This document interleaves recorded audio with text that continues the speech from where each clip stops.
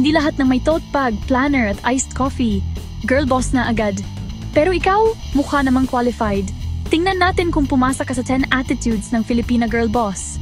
Ang girl boss hindi pinapagalaw ang mundo para gumalaw siya. Siya mismo nag-a-adjust. Motibadong sarili, ginawa ng sarili. Sarili charot, hindi makasarili. Minsan lang, mabait pero hindi bulag. Mapagbigay pero hindi mapag-uto. At higit sa lahat hindi nagpapalibre ng feelings. Girl boss yan, hindi siya nagpapa-pressure. Can I ask a favor? Depende, may budget. Hindi basta-basta bumibili. Mali siya sa Lazada, sale sa Shopee, tapos may voucher pa. Pero kahit ganoon, may Excel file pa rin. Pagod?